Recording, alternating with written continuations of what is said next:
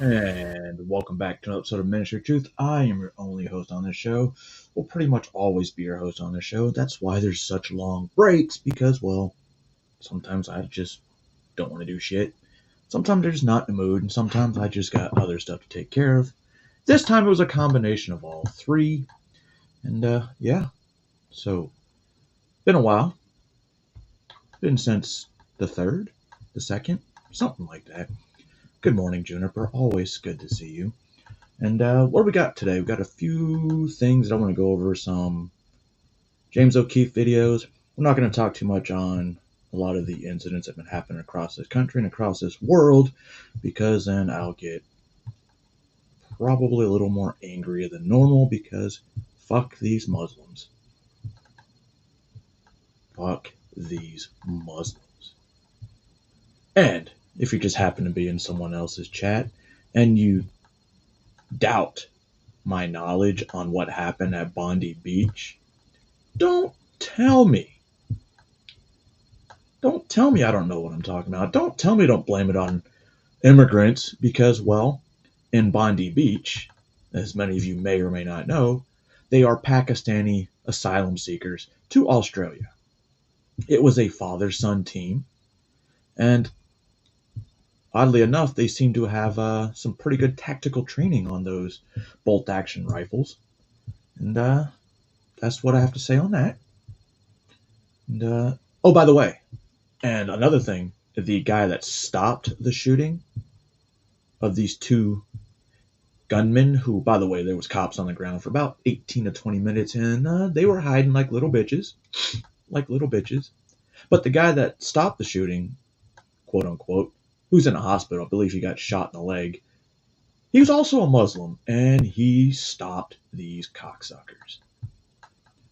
So, and they interviewed the guy, and he was like, well, I owe Australia for them taking me in, so I figured I would pay it back. It's called assimilation. When you immigrate to another country, you are assumed to have to assimilate. And that's what he did. And that's the problem with the rest of these terrorists. Yeah. Anyway, enough of that. Let's start off with a song. And obviously, fuck it. Go get your coffee. I already had mine. I've been up for a while. I already had breakfast. Actually, I had leftover chicken strips that my son brought from Publix because, well, I didn't feel like cooking. And he was on his way out the door. And I'm lazy. So go get your coffee. Go get you a bagel, because I know some of you guys are Jewish, unfortunately. But I'll be right back. Enjoy. Hey guys, so Sarah and I were talking about having things in common, and we decided to play the Step Brothers game.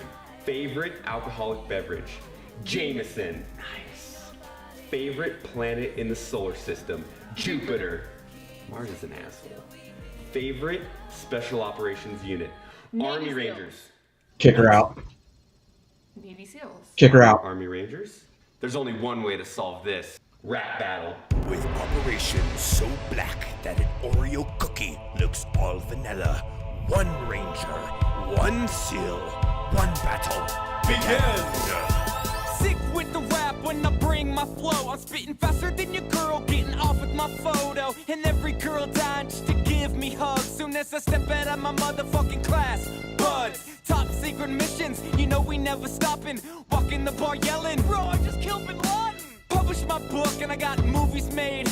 And next step is rapping and I'm here to stay. So let's start. And this might be mean, but you can't act. Not even better than Charlie Sheen. I see you on Fox News talking about danger. What happened to Quiet Professional? Oh, that's a ranger.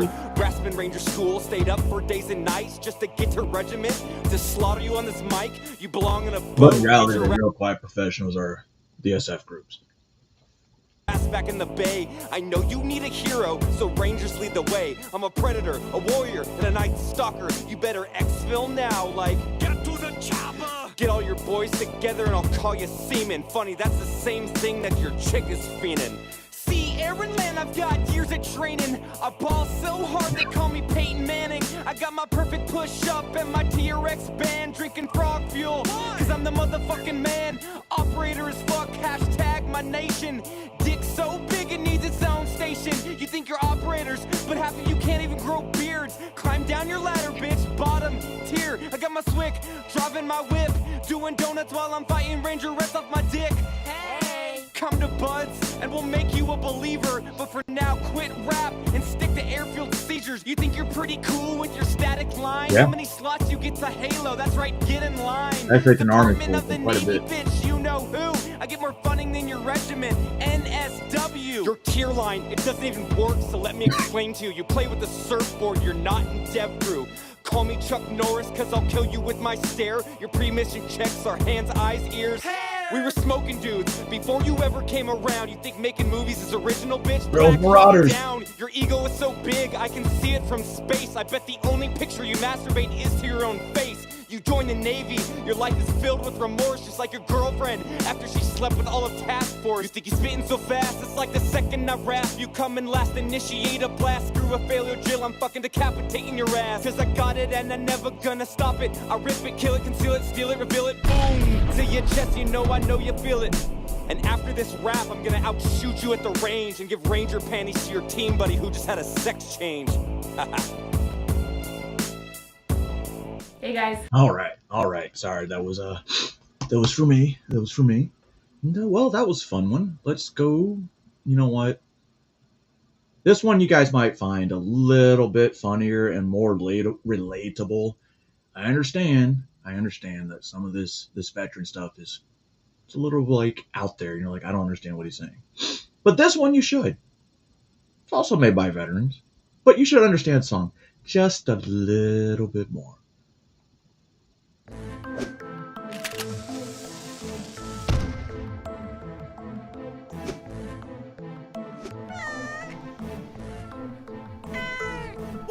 You hate masculinity, always trying to be mushy. You went to the gynecologist with your girl and thought you were the pussy. Greatest nation, ain't no way that you can trump me. My rhymes are presidential, so I'll grab you by the pussy. You're so sensitive, I'm surprised you even have fun. You look at an airsoft toy and yell, emotional gun control is just smoke and mirrors. But cry away so I can loot my gun with your tears. You think a whistle can save your life, you're in denial. I'll be responsible for my own safety in the meanwhile. With your logic, shit, well it's hard to be fair. So show me where I offended you on the teddy bear. Ignorance is bliss, but my rhymes are ready to brawl. You drive a truck and your dick is small. Your gun laws relate to like 1776. Times have changed and violence shouldn't exist. You gonna spout that Trump Why making don't America great? some pockets of the world, because we used to use that fucking, how do I say this, the little doll. We used to make jokes about that all the time in the Army, because you know what, we know they were jokes. We have a sense of humor and we weren't take shit so personally. Now go abort yourself. Quote, let's all be honest, Hillary won the popular vote. Your love for weapons is worse than a nuclear race. Your basement has more guns than a military base. You can be offended, but I know where I've been. We can all stand together under my safety pin. You're a racist, a bigot, and you think we're not equal. If someone breaks into my house, I'll use non-lethal. Yeah, I'm pro-gun and pro-2A. How does that make me a bigot or anti-gay? And I'm pretty sure I was conceived during a three-way. You look at my guns and say they were a disgrace. Tell me how many crimes you stopped with your safe space. Let Yeah, me that's guess, Brown you University. think the government should pay off your loan while you sit back and yell, this is a gun-free zone. You went to the range, but you won't admit that you had fun. So sit back, son, while I cook bacon with my gun. You drink light beer like an unrefined has-been. My beer's never on tap, micro-brewed in Portland. You have That's gay. assault rifles, and I'm throwing a fit. It's disgusting you can have 30 rounds in a magazine clip. You run around You actually have more. saying, I wish a motherfucker would. ISIS isn't bad, they're just like misunderstood. I have a bachelor's in liberal arts, but I shouldn't brag. Now watch me as I burn this American flag. I'm tolerant, Matt. but not that tolerant.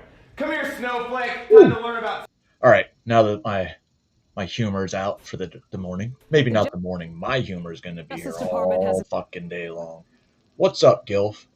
How you been?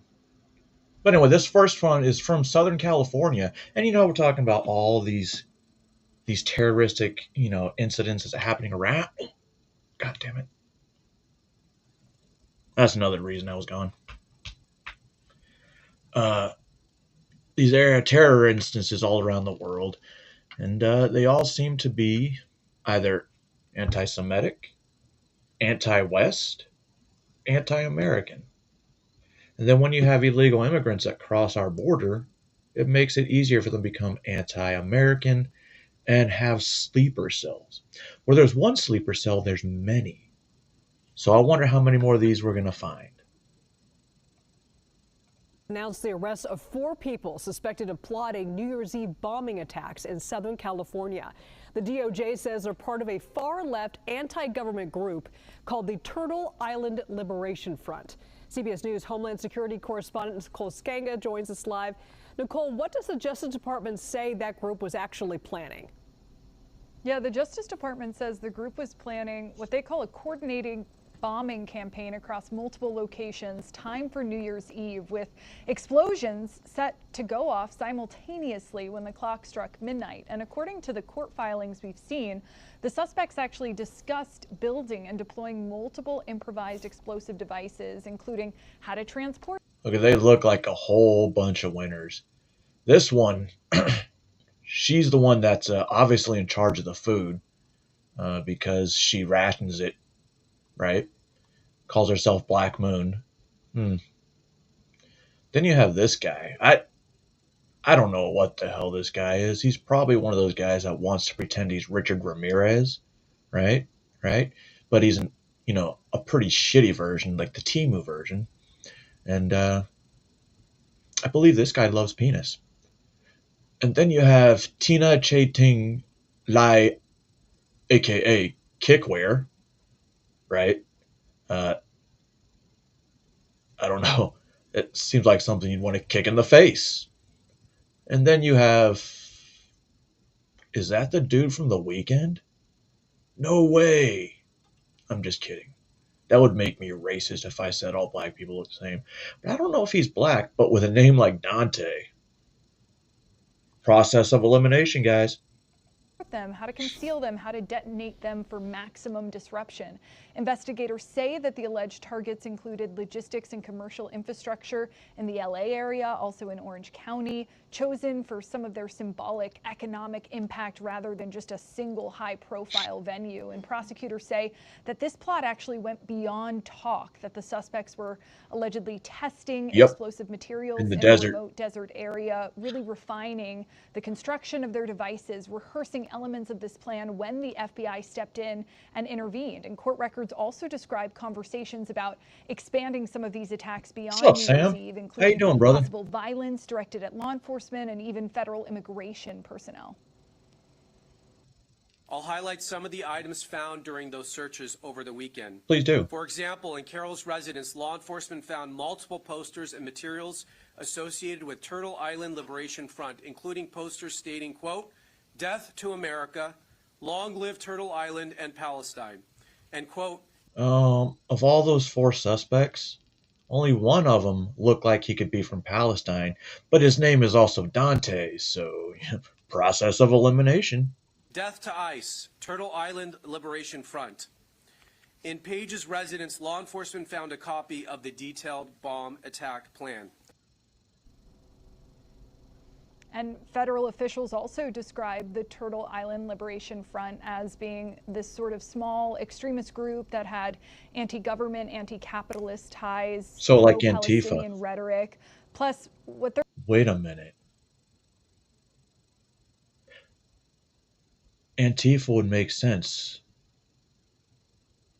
and it's the same kind of propaganda that they spew, right? Even Dante. Which I'm saying, Dante is probably black. Process of elimination. Hello, Zippity. They're calling a sort of limited online footprint. Investigators say the FBI used surveillance and intelligence from a confidential source in order to track down the suspects. They ultimately arrested. Tell me how this happened. So they can't find the brown suspect. I guess he has no cell phone.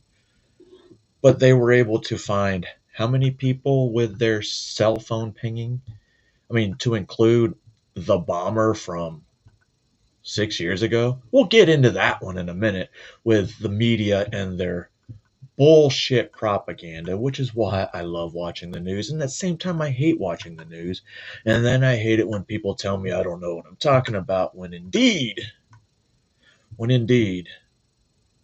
I know what I'm talking about. That's why I said it. Did 4 of them in a desert area in San Bernardino County before any of the devices were actually deployed. The DOJ now saying the case really underscores how even small, loosely organized domestic cells can still pose a very serious threat. Plus, of course, early intervention prevented what could have been a deadly attack here. Yes, indeed. Nicole Sganga, thank you so much. And that was scheduled for a New Year's. I can't remember exactly where they said it was, but that's been a threat every year. Every year. And what better time than now? I mean, not saying that I support it, because goddamn I don't. And if I could, I'd shoot every single one of them that attempted this. FBI, I'm talking about terrorists. Foreign and domestic, goddammit. Seems like they're the same thing now because, But we're going to switch to something that's also near and dear to my heart. Whenever you're overseas as a deployed young, old, middle-aged soldier, many things that you take for granted, because you can't just go to the store, pick up some chips, go to the store and pick up a soda, little things like that. When you get a care package, whether it's from somebody you know or a church group or Soldiers Angels is what we had, which was amazing, by the way. They put together hundreds and hundreds and hundreds of care packages to send overseas. Well, how about USPS fucked up? And I want to know who did it and why they're still the postmaster. A Connecticut nonprofit, Boxes to Boots, looking for answers this morning after more than 800 of their 1,100 holiday care packages. I didn't see Sam's catch. You know what? I need Sam's kick, right? Kick it is. I hope it's kick. Supposed to go to U.S. troops overseas were returned, and over 100 of those packages are still missing, with the Postal Service saying they are unable to locate them. The return boxes had the words toiletries pack circled. Which is crazy. They circled toiletries because they wanted a breakdown of individual items. When you see fucking toiletries, what do you think? Toothpaste, toothbrush, shampoo, soap, those sort of things.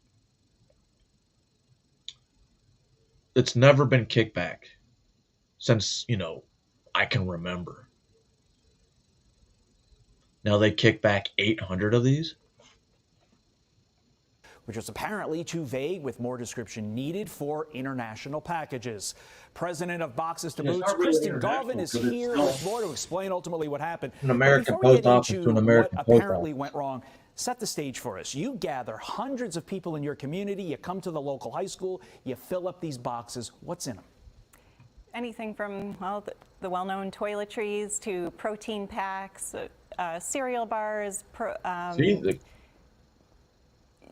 you name it, like 12 different snack bags and under the weather bags that we put in little medical supplies and chicken noodle soup.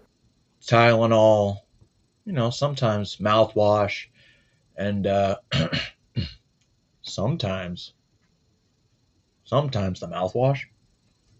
Let me tell you, if you get the Listerine bottles, right?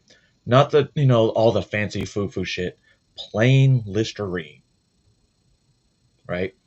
Somehow get that plastic seal off, open it, dump out all the Listerine, fill it full of bourbon, close it, and heat seal it again. Those were the best care packages. Just saying. and just snacks from home. We do movie theater bags that have popcorn and theater-sized candy, just little things we take for granted at home that they miss overseas. So pretty innocuous stuff. Yes. Okay, so you box these things up. What happens next? So next we brought them to New Britain High School on November 16th, and this year was a record number of boxes, 1,809. Wow. Due to the government shutdown, we brought 700 back for the Connecticut National Guard. They weren't ready to deploy yet, so luckily those are safe in our office, unshipped. Okay. So did you dot your I's and cross your T's when you were shipping these things out? My shipping manager, George, spent weeks researching, working with the post office. We thought we had everything perfected. In some of the language, it's kind of like a union contract where it's interpretation. So we thought even our small boxes of cereal, you had to break it down as to if it was grain or non-grain. So we were so precise and just included the toiletries. Okay. So what did Customs say? Well, that's the problem. We haven't gotten an answer. Somehow 300 of the boxes labeled with toiletries, all the exact same, cleared Customs. So someone wasn't doing their job, or maybe there was a shift change.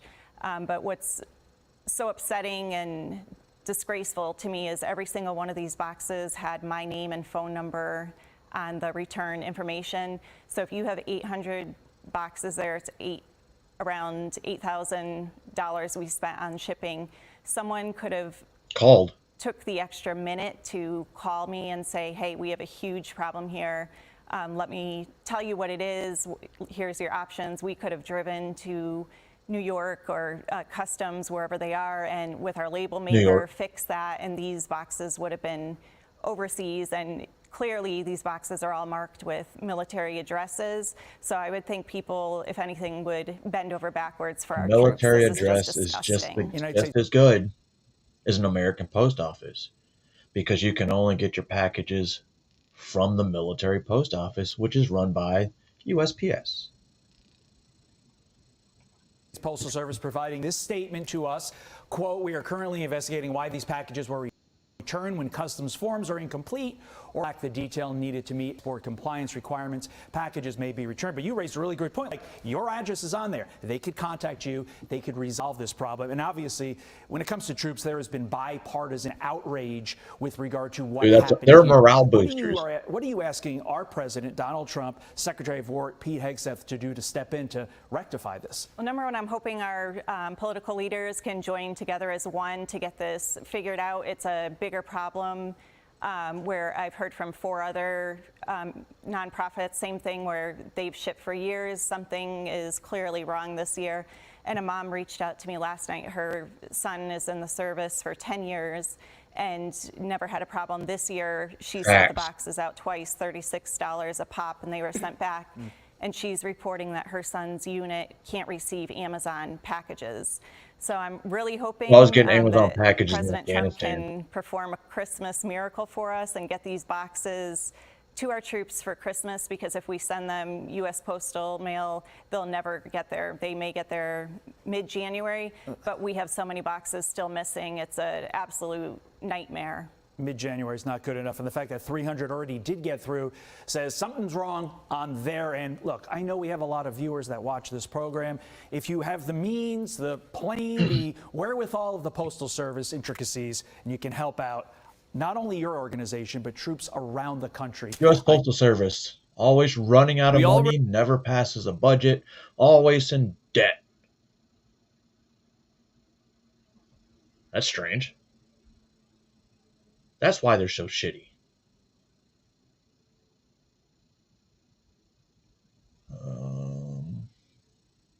You guys remember that Ukrainian girl that got stabbed on a train in Charlotte, North Carolina? And they're like, yo, this can't happen again. Can't. And it wouldn't, right? At least not on the same train. Same car. There's no way this would happen again, right? Right? No way. Remember in Charlotte when Irina Zarutska was stabbed for no reason? This image is seared into my mind and will haunt me forever. But surely we wouldn't see something like that happen in Charlotte again anytime soon, right? Oh. Crime scene on the light rail. Bro, my bad. That's how I would talk, and some of this shit I've been saving for the past 2 weeks, so... Medic tells us one person was stabbed and is now at the hospital. You have to be kidding me. This happened on the exact same train. Police sources have told well, us it's on my mind. that... So, this guy gets stabbed in the back, right? By a black man. And after he gets stabbed, he says the word nigger. And guess what? They're arresting... They let the stabber go because of he said that word, nigger. Even though it was after the stabbing. After he had already gotten stabbed. I mean, I probably would have said worse if I'd gotten stabbed. But that's the kind of mentality now. They don't offend them. The victim in this case By is them, a I mean man. anybody that's easily He was apparently stabbed in the chest. He has been taken to the hospital. The good news in the situation is that his condition has stabilized. At this point, riding a train in Charlotte has got to be the most terrifying thing in America. My husband missed that train by, one stop and didn't get on there, and that's crazy. We should not have to feel like we are one stroke of bad luck away from being the next victim. Only way I'm getting on is if I'm sprinting to the back where I can see everyone with a gun in hand. But, all right, who did it this time? This is 33-year-old Oscar Solorzano. Recent court documents reveal he allegedly forced his way onto the train while intoxicated. It's believed he cursed at the victim and then challenged him to a fight before the stabbing. The man charged in yet another violent stabbing on a North Carolina light rail is in the U.S. illegally and was previously deported several times. No.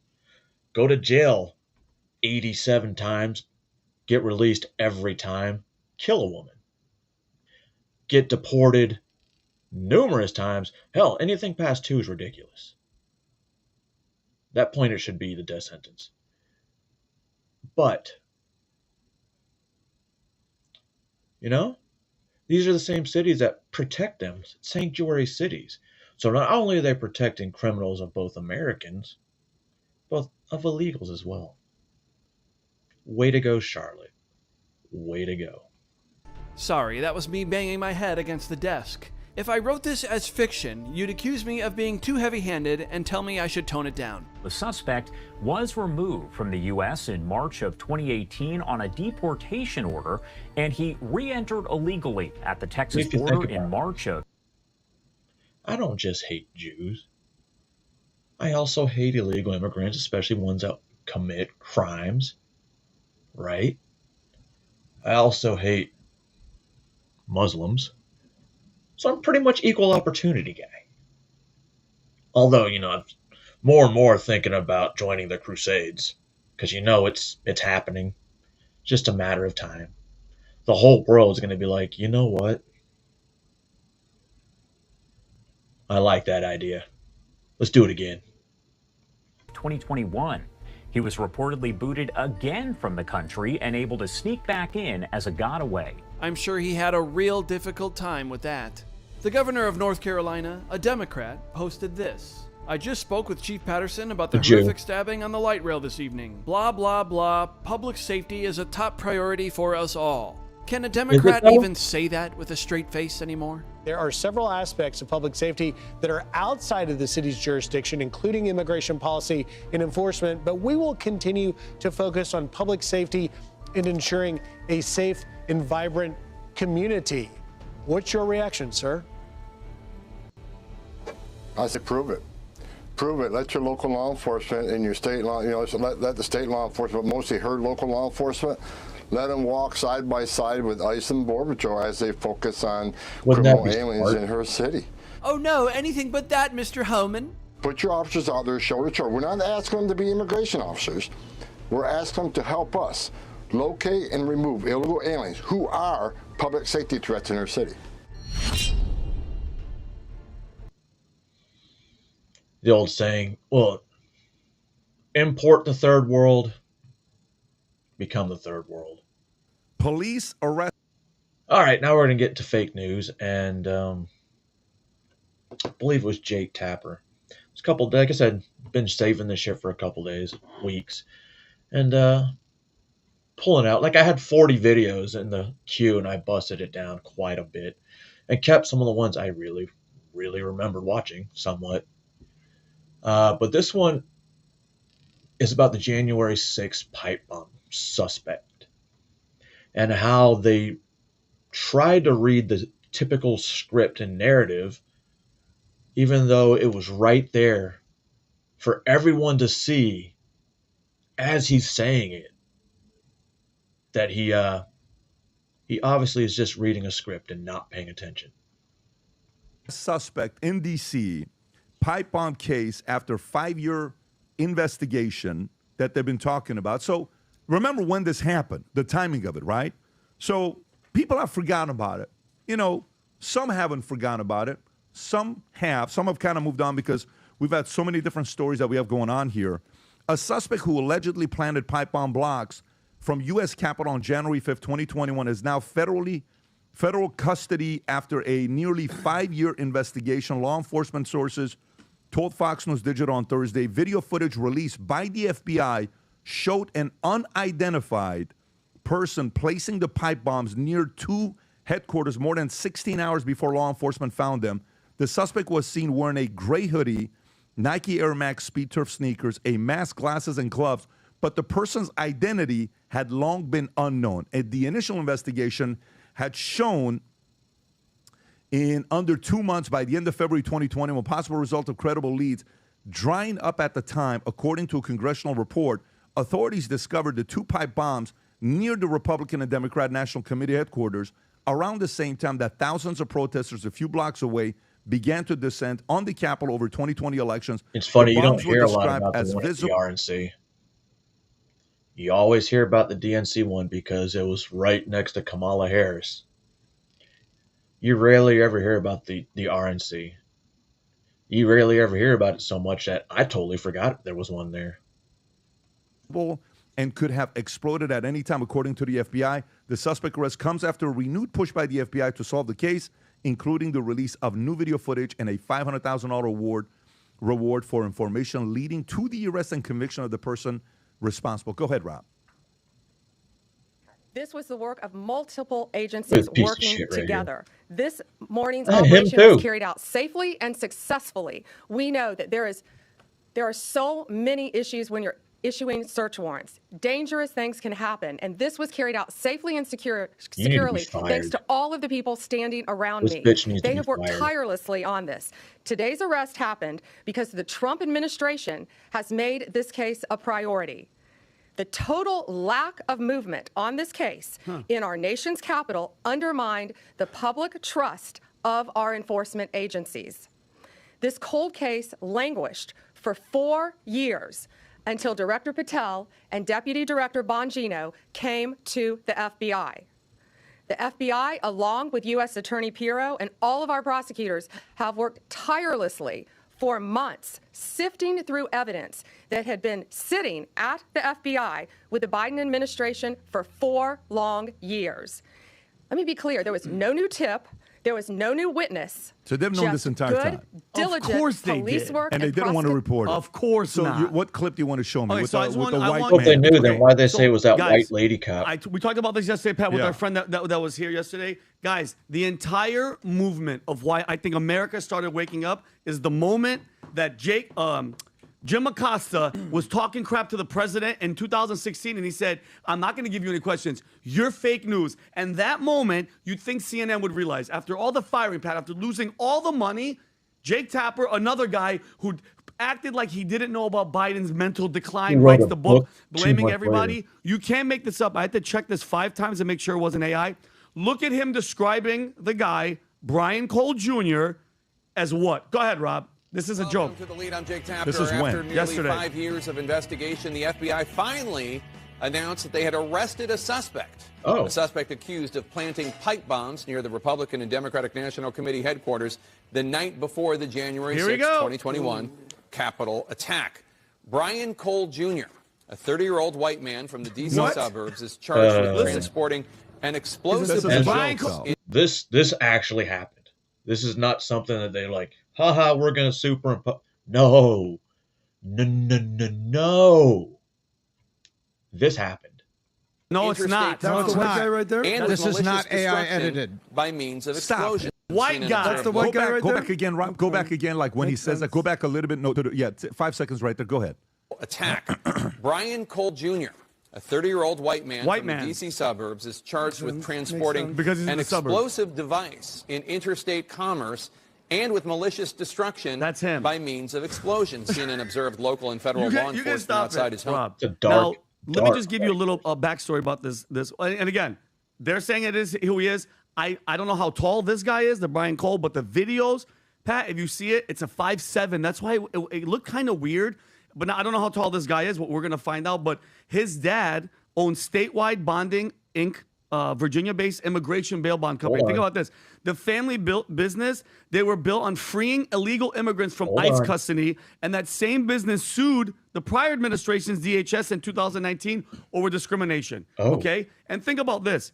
This makes sense if this is him, why they held it for 4 years. He's a young black guy who was anti-Trump. All right, he sued Trump. He sued ICE. He sued the DHS. He pushed radical justice causes and worked at the family bond place.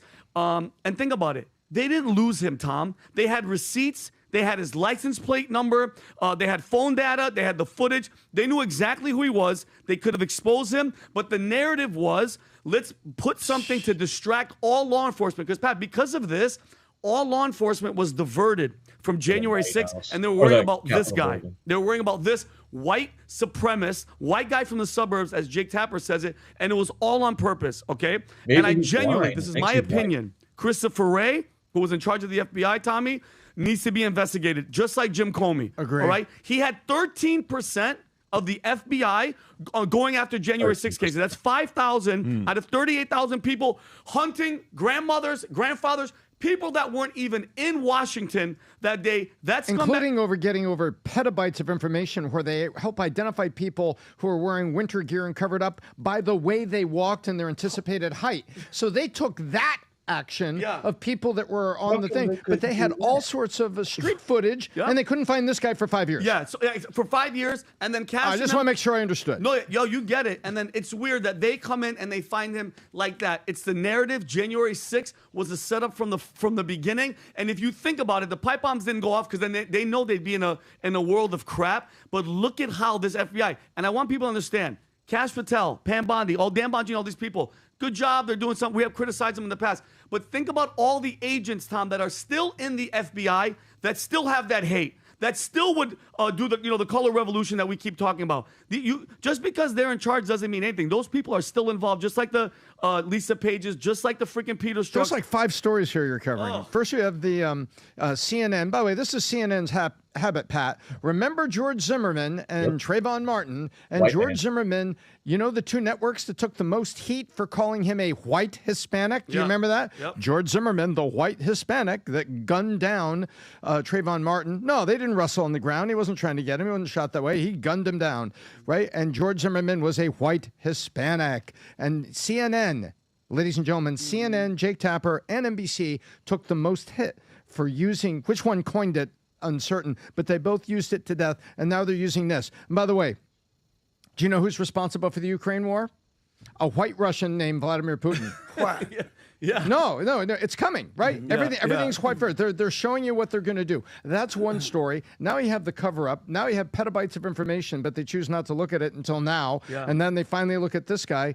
This is incredible. And you know why? If you think about it, guys, Trump wasn't supposed to win. Their plan, their entire plan, this wasn't supposed to come to pass. Their plan was jail him, destroy him. That didn't work. Shoot him in the freaking head. Didn't work because they hire people that have shitty aim. And we are where we are. And I mean, and Tom, I get it because I'm impatient. I have to work on my patience.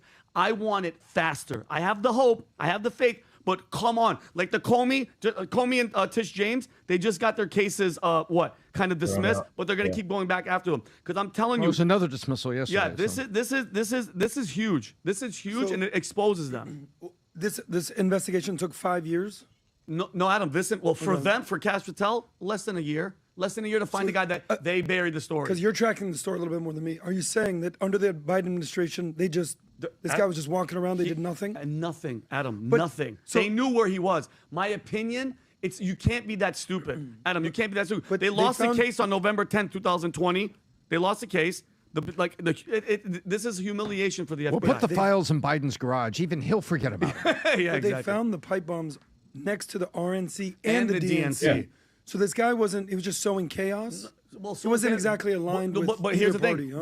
What was his motive? To distract Adam. When you have bombs in Washington, you know how many cops and everybody's distracted looking that way, so that the January 6th mayhem can go exactly the way that they want it. And Nancy Pelosi could say, I don't want the National Guard. It's all, guys, and for how many years? It's been 5 years, and it was, oh my God, the biggest threat to democracy. We even had that maniac. Who was the guy?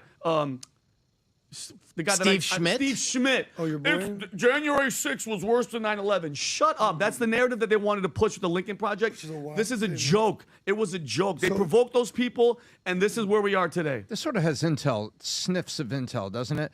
The pipe bombs are put at 2 locations, number one. Number two, they said those pipe bombs were viable. There was real explosives. It could have been done. And they won't tell us, though, was there a timer in it? Was the timer not set properly? Was this appear to be professionally designed? Dominique, the how are you FBI, doing, believe it or not, baby? has a database on all the types of bombs that are used Younger because than they me. know which groups circulate documents to each other on the how-tos. There's how-tos out there among these groups. And I was reading last night that says the FBI needs to come out and tell us what was the design of the bombs, what do you suspect was the source, because they can tell you, oh, those are Middle East guys did it that way. Yeah. These guys do it that way. All they say, well, no, they were viable bombs, but they didn't go off. Why didn't they go off? In your professional bomb expert opinion. Yeah, So, and mind Tom, you, Pat, those are important details. I just want to understand one thing. What was his motive? Why is he doing this? Who was paying him? What was his motivation? Well, Adam, what is he looking to that do? is a What team is he on? That's a great that question. To me is the first hold on, question. but if you think about probably it, never if you had find to out. assume, why would he be on the Republican? He's anti-Trump, anti-this, loves Antifa, or whatever the hell. All these facts. This is I'm telling you right now. You got to give them credit. They are so good because it almost worked. By the way, Rob, what's the story about? If it does work, Kamala Harris was by the DNC. Is that the story? Yeah. If you want to maybe tell us a little bit about that. Yeah, in fact, she was reportedly at the DNC headquarters the morning of January 6th. It was right by her Apparently, she was vehicle. in the vicinity of where, if these explosive devices had gone off, she would have been injured or worse. They actually asked Pam Bondi about that yesterday, because you never hear the vice president-elect was almost assassinated in Washington, D.C. on January 6th. You never hear that narrative, but it almost happened. Pam Bondi was asked about that yesterday. Oh, this is it? Yep. Go for it. Any theory on why Kamala Harris has never mentioned coming within 20 feet of being assassinated, and any news on why her Secret Service team took so long to find this bomb at the DNC? No, but what I will tell you is that evidence has been sitting there collecting dust. This wasn't a new tip. It wasn't some new evidence. It was the hard work of President Trump's administration.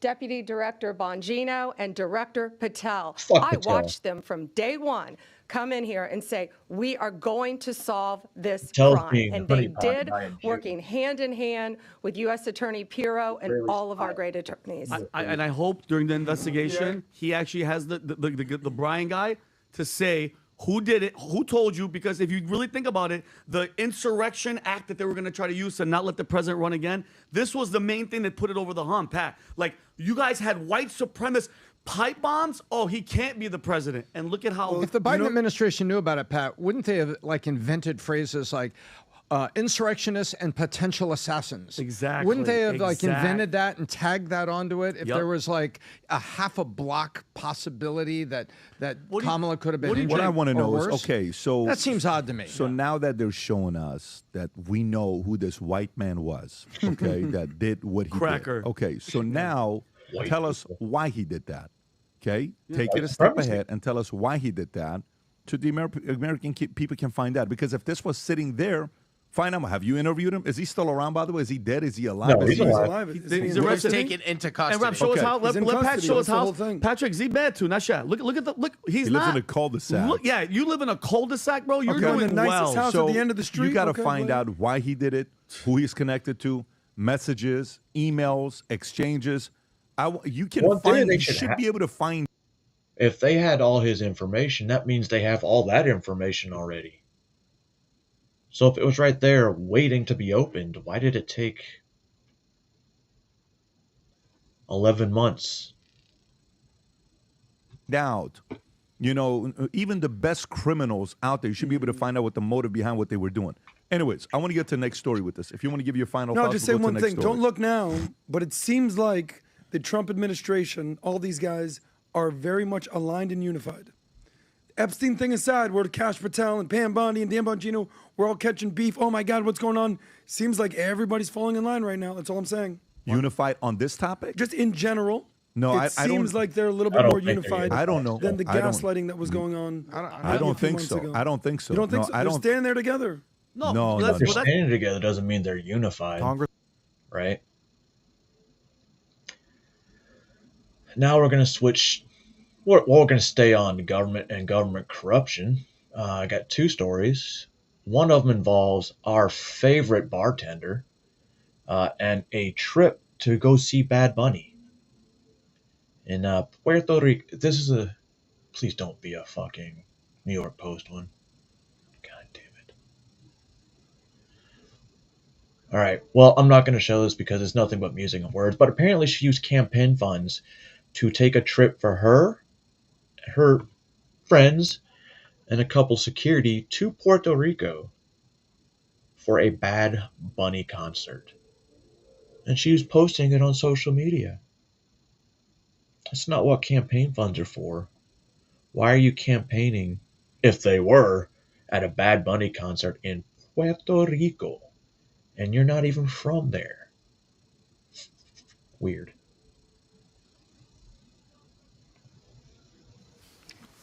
Gentleman yields back. I now represent the gentleman from Mississippi, Mr. Guest, for 5 minutes of questions. Thank you, Mr. Chairman. To our witnesses, thank you for being here today. Thank you for your service to your communities. Before I begin, I would You hear like that? to... Guys, remember that? Service for my community? I remember who used to say that. I remember. issue my condolences to the family of Sarah Beckstrom, who passed away just over a week ago as she was patrolling the grounds. We'll talk more about Beckstrom in a minute. Outside of the White House, and what can be described as nothing more than a premeditated attack from the gunman in that case. And also, I want the family of Andrew Wolf to know that our prayers are with him as he tries to recover from the gunshot wound that he suffered. I think that highlights the reason that we're here today. The attack that we saw after this hearing had been announced, but before these witnesses were convened today, of the animosity that we see toward law enforcement. And look, we can point to other incidents. It's not just the attack that we saw in Washington, D.C. Just looking back over the 6 months, we saw on July 4th the attack at the Prairie View ICE detention facility, in which we had an officer who was killed, an officer who was struck in the neck, and we had 9 individuals who have been indicted for their attack on that facility. We know that less than a week later, there was an attack on a U.S. Border Patrol facility in McAllen, Texas. We know that on September 24th, there was an attack at a Dallas facility, an ICE detention center, in which we had 3 detainees who were shot, 2 of which died. And so we have a track record, we have a history of looking and seeing that what we are talking about is extremely important. We have individual acts that can back up the reason for this hearing. Now, Mr. Hughes, Mr. Thompson, and Mr. Yost, each of you in your opening statement and your written statement, you talk about the rhetoric that is being used. I will summarize very quickly, just take out bits and pieces of your testimony. Mr. Hughes, you say that the rise in targeted violence and the corrosive rhetoric directed at public servants have created an atmosphere that jeopardize officer safety and erode public trust. Mr. Thompson, you say violence against law enforcement is rising sharply in record high assaults and officer shooting. This trend is fueled by growing anti-law enforcement rhetoric. Mr. Yost, you say the same thing. You talk about violent and hateful rhetoric, if left unchallenged, leads to physical violence, and that we have seen it happen on a widespread basis in the profession of law enforcement. And so I want to, for just a second, I want to talk about some of those statements. We can talk about those in abstract, but Listen, Trump calls Tampon Tim a retard. Everyone loses their mind. And the only person that offended was, well, Tim Walz and all of his liberal, crybabies. That's not going to get him injured. These words, on the other hand, I want to talk about those and some of the statements that I found in doing a very brief research on this topic. Governor Pritzker claimed the country is becoming Nazi Germany because ICE is grabbing people off the street and disappearing them. Representative Crockett compared ICE to slave patrols. Representative Garcia referred to ICE as thugs. Representative Ramirez. So, if she thinks they're slave patrols, right? Hear me out. Is she calling these illegal immigrants slaves? I mean, that's kind of what I got from that. Attacked ICE as a terror force and later referred to ICE as a terrorist organization. Representative Jayapal called ICE agents deranged and said it's inspiring to obstruct immigration enforcement. Governor Walz smeared ICE agents as modern-day Gestapo. Chicago Mayor Johnson accused secret police of terrorizing our community. Representative Lynch referred to ICE agents as the Gestapo and nondescript thugs. And Representative Frost compared ICE operations to some of the worst horrors and crimes against humanity in history. It's because Max Frost is all about Mr. Hughes, 27 Mr. years Thompson, old, maybe. and Mr. Yost, are these the statements that you are referring to? And do these statements, in fact, place law enforcement? He thinks ICE operations, these ones that we're having right now, are the worst horrors and crimes against humanity. Dude, it's not like we're rounding them up in mass execution. We don't do that. Officers' lives in jeopardy. Do you believe that they place lives in jeopardy? Mr. Hughes?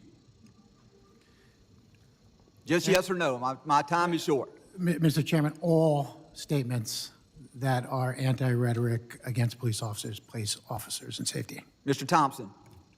They are. And Mr. Yost? Absolutely, these and more. And I will say that you don't get to throw fuel on a fire and curse the very flames that you create. Thank you. And then, Mr. Hodges, I also read your statement, and there's a statement that you made, the next to last paragraph of your statement. It says, the fact of the matter is that right now in the United States of America, there is a secret police force abducting people on the color of their skin and sending many of them via state-sponsored human trafficking to extraterritorial concentration camps. Mr. Hodges, I will tell you that that is a statement that I find extremely troubling and that I could not disagree with more. And with that, Mr. Speaker. Wonder what city that last guy runs. Hi there.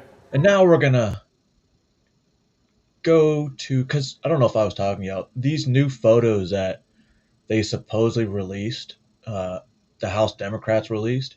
Well, they're not new photos. We know they're not new photos because we've seen them months ago. Well, the guy who took these photos and acquired these photos were James O'Keefe. And they did not credit him. They just said they were newfound evidence they found when they were going through these Epstein files. And then they tried to lie and show a picture of Donald Trump with 6 women around him, all faces blacked out, to imply that maybe these were young girls, when they were in fact a photo that was already released, and it was indeed Hawaiian Tropic models. And we actually broke it already. You redacted some of the stuff on the chalkboard, and I'm here to ask about the He's going into Congressman Garcia's office. Photos that Garcia released. You guys said that you had Epstein photos that you broke, and we actually broke it already. You redacted some of the stuff on the chalkboard. We broke this story in May. Well, I will just say that we stand by our story. We put out information that is not included in your photo, so we did include photos that were not.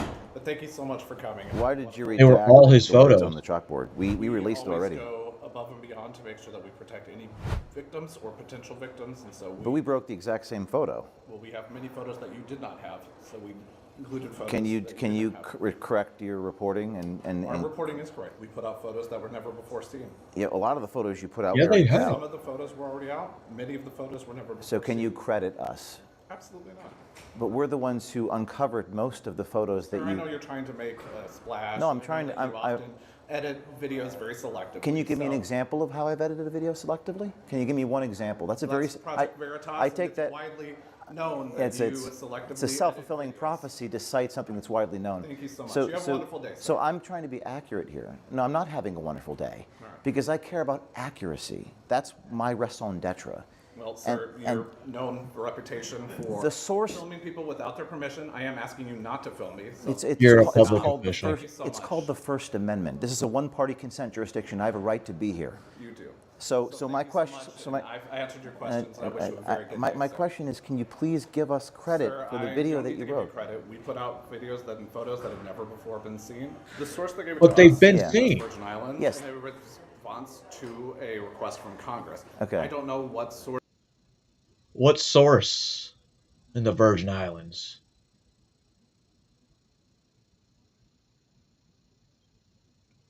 you may have gotten things from. I know that you often go out and take things from who knows where, because often you're known for being Known an by actor that known by whom? known by the public for selectively editing videos, filming people without their consent.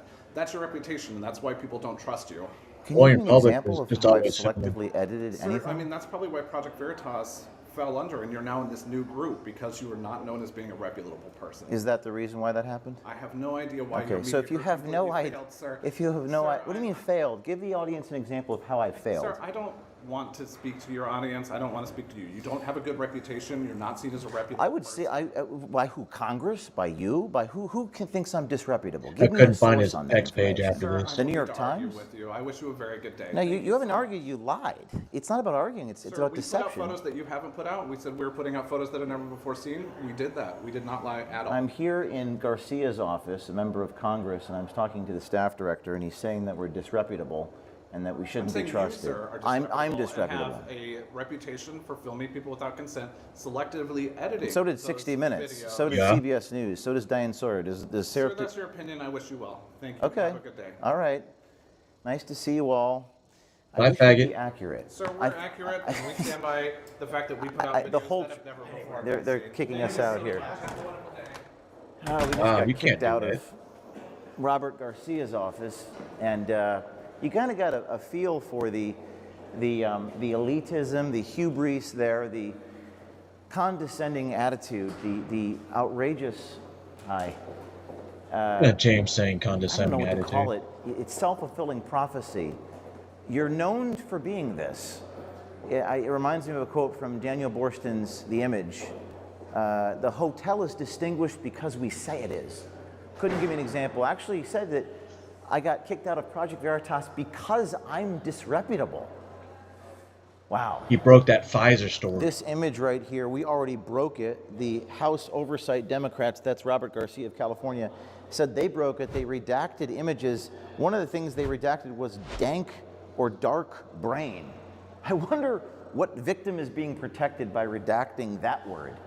But more to come. We're going to seek a retraction. Stay tuned. This is James O'Keefe. You know me. I mean, Who did you think you were going to meet with tonight?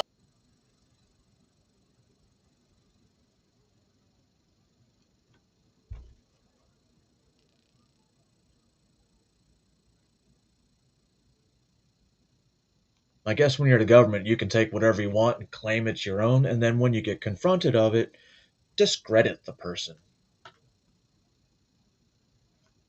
That's strange. And you know Garcia was in his office because they were all laughing and giggling behind the door with those two other Hispanic females. While the fat dude with his fucking medium shirt on, who probably should wear a bra next time, and his gut was sticking out so far, it looked like his fucking figure was Homer Simpson's face. All right, moving on to another James O'Keefe, and this is the guy who works at the NIH, and he admits to a felony.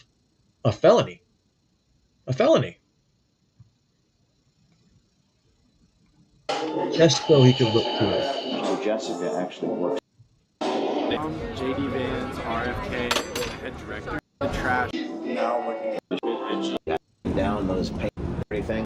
Outside the National Institute of Health, I actually caught up with Joseph Olmert at a cafe in Washington, D.C., and I confronted him, and he gave me a fake name. Joseph?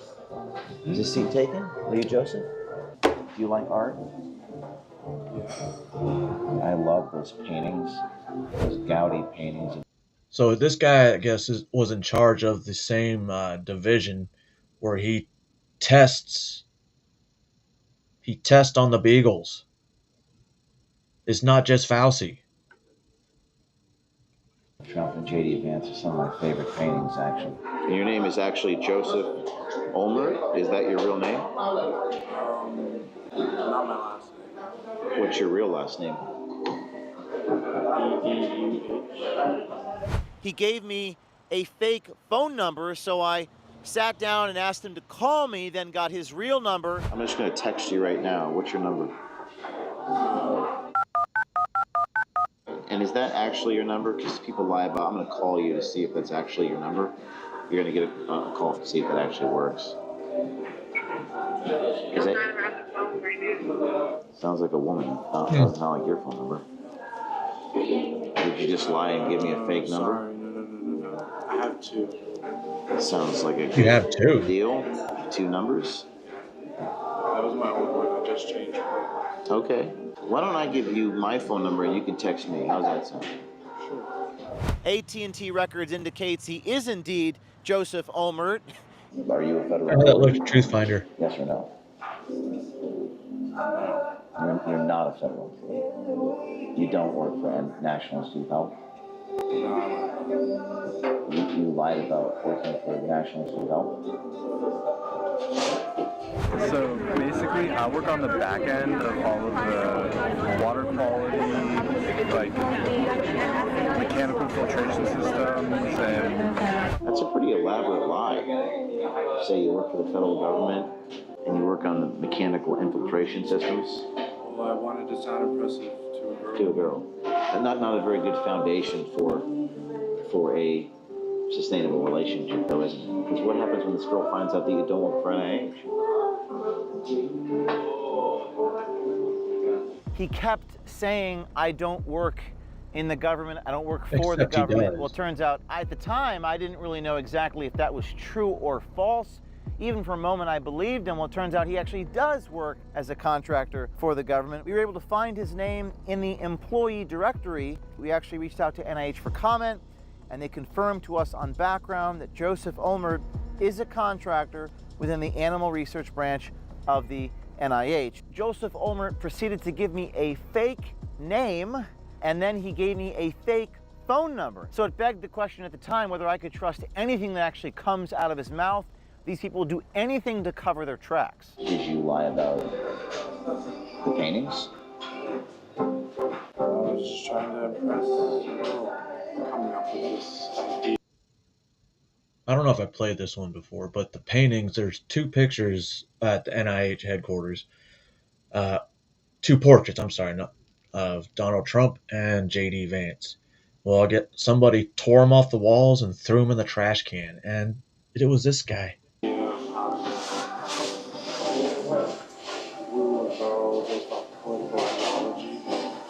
You're trying to make her horny by saying you're destroying government property? I wanted to seem a bit edgy.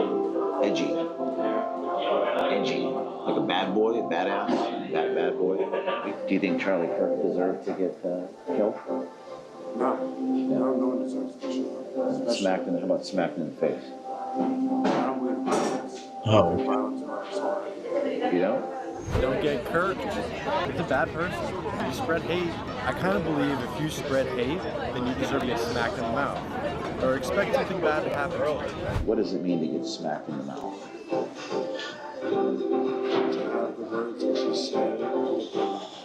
I see. Suddenly he's not a, talkative man. You mean, was that me in a wig? No. Like, So talkative before, so confident, and now he's the docile beta bitch he always was. You were talking to one of my That colleagues. motherfucker have a scrunchie on his wrist? He does. so did I have to pay for her date? Or did you have to pay for our food? Did you have to pay for her date? That's up to you, buddy. It's up to you.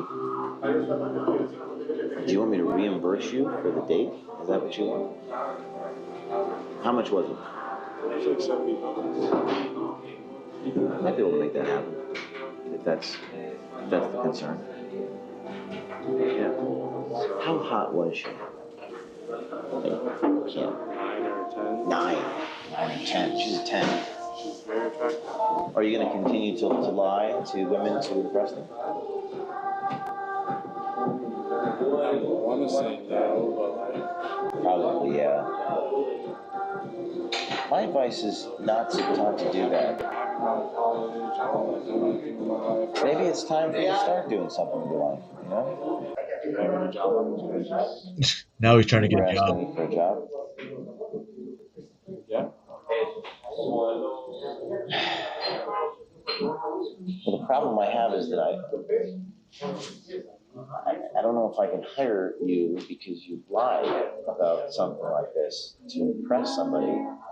So my people don't do that. We don't lie. So I won't hire you. I mean, what would you do in this situation with having a boy being in your,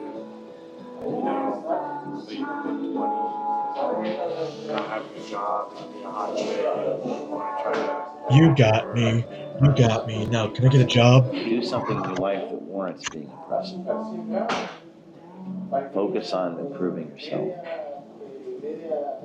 so that you don't have to resort to lying.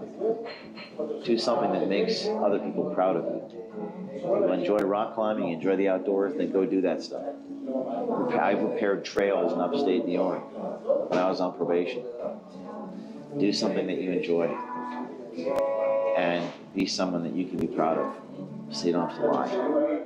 That's what I would focus on yourself so that you will attract the right person. Oh, he's taking a video of me? He's taking a video? Yes, yes. All right. Hey, I couldn't help but notice. Are you taking a video of me? Yeah. Why is that? Snapchat. You're taking a video, but why you put on Snapchat? Because I feel like this whole experience is like kind of crazy. Oh. Like it's not even real. Disorder and Tinder dates. Tinder dates. Yeah. This is weird. Why? I don't know, dude. This is a Tinder date gone horribly wrong. I thought I was gonna meet a chick and Just now you're gonna go to jail? no, I'm not really concerned about that. Nah. Now, Joseph Olmert may not be concerned, but in a response to a request for comment, the NIH informed us that, quote, the NIH police is looking into it. Nothing makes a girl hornier than taking down those paintings off the wall. Trump, right? And if she was leaning left, She's gonna get in the bed and do the dirty thing. All right, Joe, we gotta go. We really do have to go now. Thank you. Call me. So, can you get me a job? Can we get the job? That guy had a pretty good job at the NIH. What if we have another guy? This is the last James O'Keefe one. A professor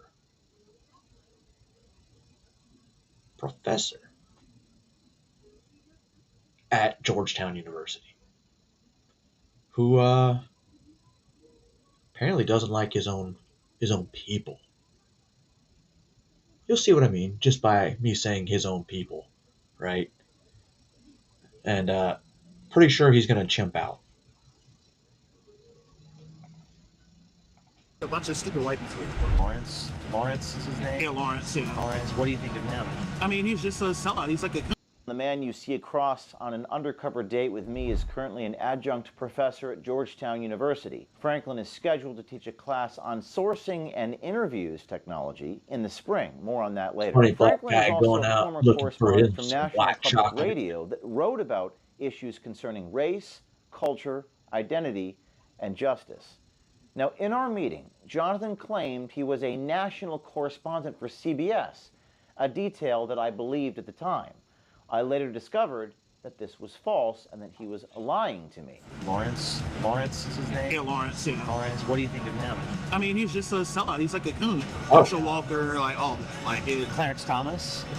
The biggest coon of them all. What do you think of Candace Owens? Her situation. Annoying. She's crazy. She's crazy. So, is she another, like, what you said? Another coon. Yeah. Yep. She is. She is. Rosa.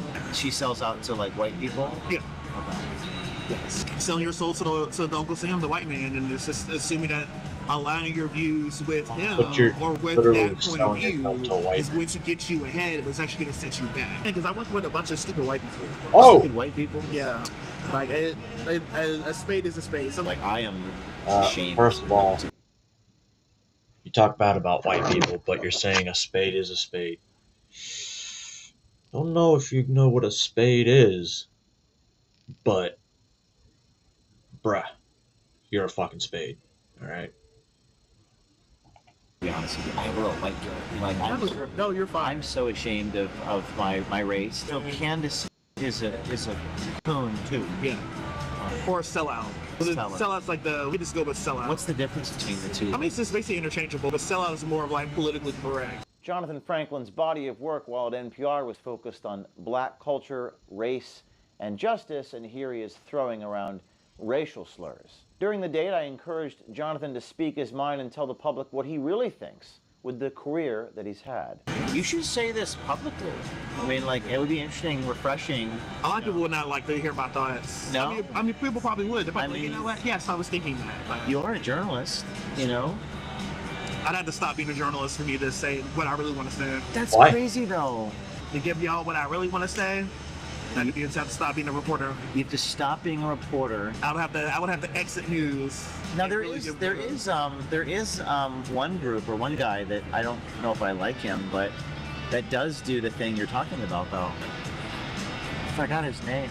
I mean, I could easily go into like opinion journalism, but the funny thing is, this guy works in the journalism department at Georgetown, and he has no idea who James O'Keefe is. What a profound statement. Say that again. It's so interesting. I have to stop being a reporter to tell you what I really think. Yep.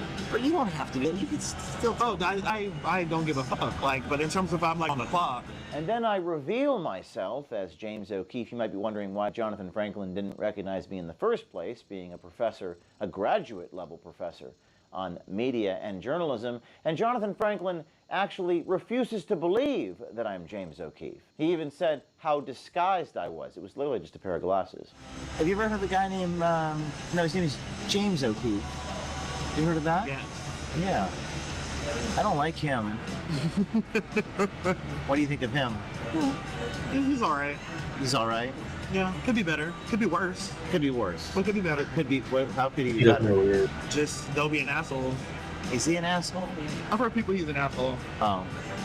Well, he does like the undercover stuff and like exposes people, you know, and he exposes people, you know, telling people like what they really think, you know. What do you think about that? I mean, there's a lane for that, but it's also knowing how to do it in a way that doesn't attack your integrity.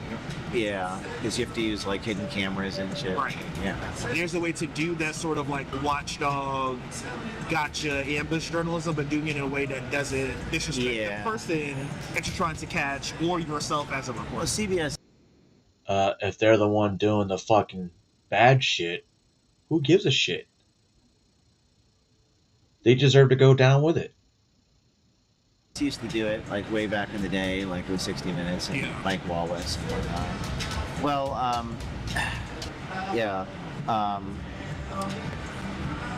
Well, the thing is that I actually am James O'Keefe. Are you? Yeah. No, you're not. No, I'm not. I'm not James O'Keefe. No, you're not. I am. Really? Yes. And you don't know that. Wait, where are you going? Oh, we got a runner. Did you pay your bill?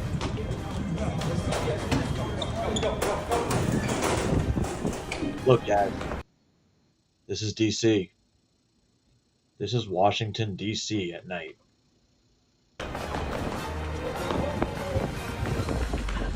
Nope. Watch out for that ground. It comes up quicker than you think. Are you okay? Are you okay? No. Do you want us to call an ambulance? No. Are you sure? Sure. Are you injured? Yes. What happened? I fell. You have blood? Are you okay? Yes.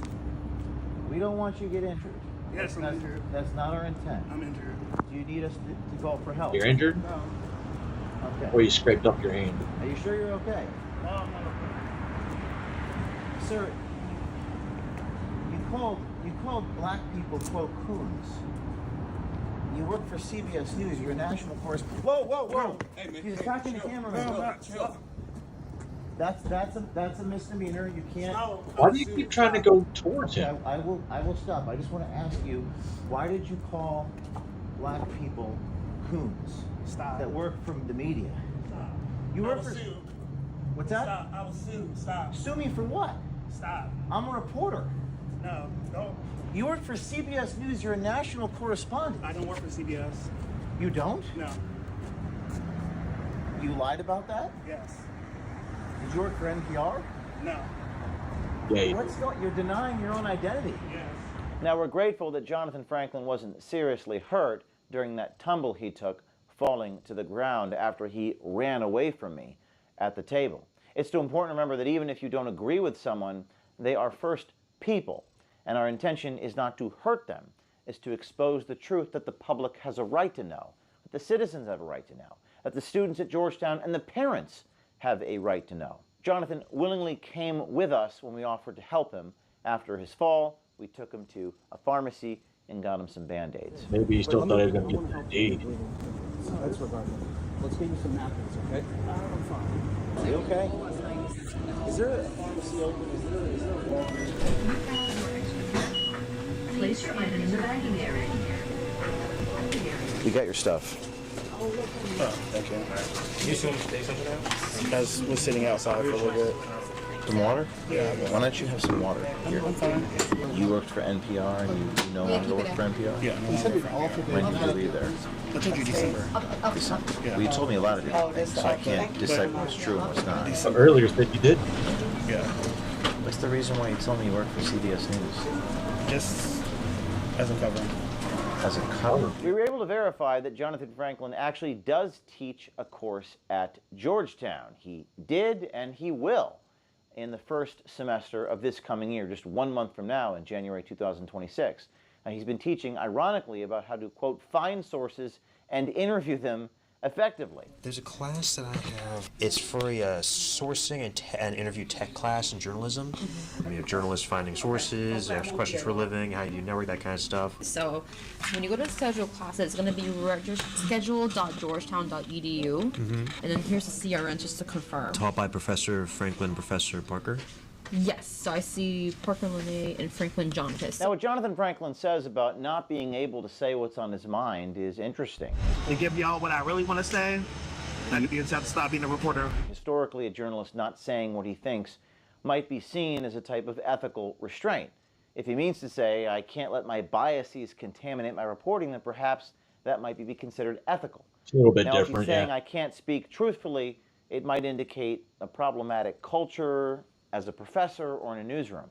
But this notion of objectivity, when a professor of journalism is using slurs in public, well, that's a fiction. We here have a whole library of books on journalism ethics. This is one of my favorites called Ethical Journalism, a guide for students, practitioners, and consumers, written by Philip Meyer, and he writes that reporters adapt models into which they can fit their Took that from the library. in addition to being guides to interpretation of those models. Walter Lippmann, the dean of journalism 100 years ago, called them stereotypes. They also help to select with aspects of the objective world to look for. Now, in this other book, News Values, a guy named Jack Fuller, he was actually the president and publisher of the Chicago Tribune. Fuller writes that objectivity is a hopelessly naive notion. Nobody has ever achieved objective journalism, and no one ever could, because of the biases of the observer, especially one who's writing those articles, quite unlike us, who just captures people on video. The biases of the observer/writer always enters the picture, coloring the details, at least guiding. I think they called the university, still haven't gotten a response. And I don't know if this was 5 days ago, and he released one since then, which had nothing to do with the Georgetown University. All right, now we're going to head to Congress for a minute. I couldn't believe this when I was watching this live, and when I saw it, obviously I made a short. But we're gonna watch the whole sequence here. This is Benny Thompson. Fucking forgot which state he's from, but he's obviously a very, very uneducated man. I now recognize the ranking member for 5 minutes of questions. Thank you very much, Mr. Chairman. Mr. Gladstein, will you tell me the organizations that pose on the domestic side, two of the organizations, number one, number two, threat to the homeland at this point? Can you please clarify, like organizations? Any domestic terrorist organization that poses a threat to the homeland as we speak? I'd say the first one, President Trump had just announced Executive Order Domestic Terrorist Organization, Antifa. That's our primary concern right now. All right, that's what President Trump did. What does the FBI say? We share the same view. When you look at the data right now, you look at the domestic terrorist threat that we're facing, right now, what I see from my position is that's the most immediate violent threat that we're facing on the domestic side. So where is Antifa headquartered? What we're doing. Well, Benny, Antifa is headquartered in many, many, many places. Most recent one they showed you was fucking that dude in Portland, where he was letting him up in his bathroom and, relaxing. And then, where they were storing their Antifa stuff in a storage facility a little bit further down the road. That's Portland. Doing right now with the Rosewood Antifa. That's in Rosewood. Where in the United States does Antifa exist? Yep. If it's a terrorist organization and you've identified it as number one. We are building out the infrastructure right now. Well, if you say Hamas So what does comes that from mean? Palestine, the Houthis come from Yemen, and all that stuff, can't we just say Antifa comes from the United States? Can't we just say that? Where are the skinheads headquarters in America? Huh? Where are those headquarters at? They're a domestic terrorist group. Can you tell me, Benny? But this isn't the worst part of it yet. Because I didn't like Benny before. This just solidified it. And he is a low human being. We trying to get the information. You say Antifa is a terrorist organization. Tell us as a committee, how did you come to that? Where do they exist? How many members do they have in the United States as of right now?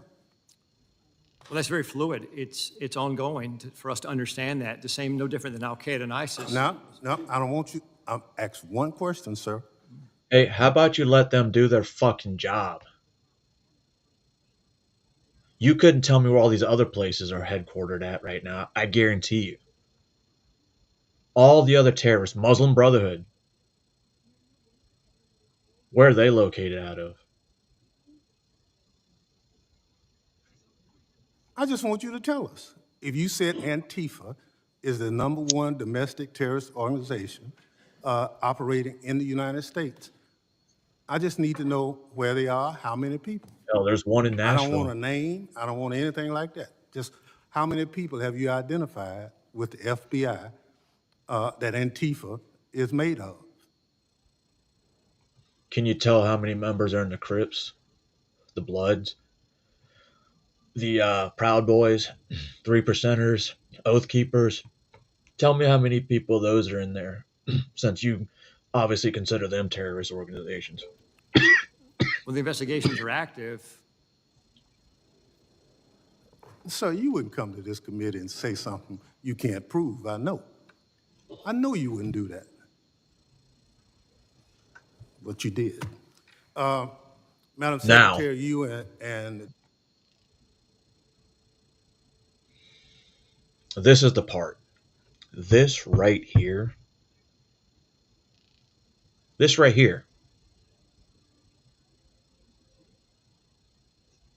where he fucked up. And this went relatively unnoticed. Not by me.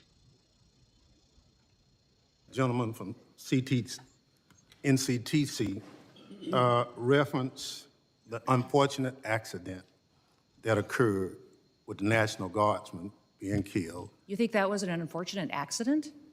I mean, It was a terrorist attack. wait. Look, I'll get it straight. Then you can He shot our respond. National Guardsman in the head. Look, Mr. Chairman, will you? That wasn't a slip. That wasn't a slip up. That's the way he was thinking. That's the way all of his colleagues are thinking. Direct the witness to allow me to ask my question? Ask. It was an unfortunate situation, but you blamed it solely on Joe Biden. I want you to know who approved the asylum application for this same person.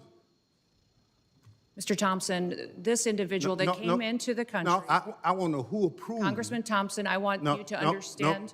When this individual came into the country, he came under I'm not going to let you. Evacuation of Afghanistan under Operation Allies Welcome, was thoroughly vetted by the Biden administration at that point in time, allowed into our country, and then was never followed up. I want to remind everybody in Congress. So the thing is, they're trying to say the shooter from DC was properly vetted, and they're talking about all the people were vetted before they hit ground in the United States with a face-to-face, which is a lie. That's a bold-faced lie. Reclaim my time. We follow the law, and every asylum is supposed to have a check-in every single year, and the Biden administration failed to do that. They vetted this individual, allowed them into our country, and did not do due The witness will allow the gentleman to ask his question. Yes or no? Who approved the asylum claim? The application on the asylum was thoroughly filled out by information that was gathered by the Biden administration. So the His Biden asylum- administration approved the asylum. His asylum application was put into place under the rules established by the Biden administration. Reclaiming my time. I don't want to. Yes, because it was submitted during the Biden administration, so it was sitting in limbo.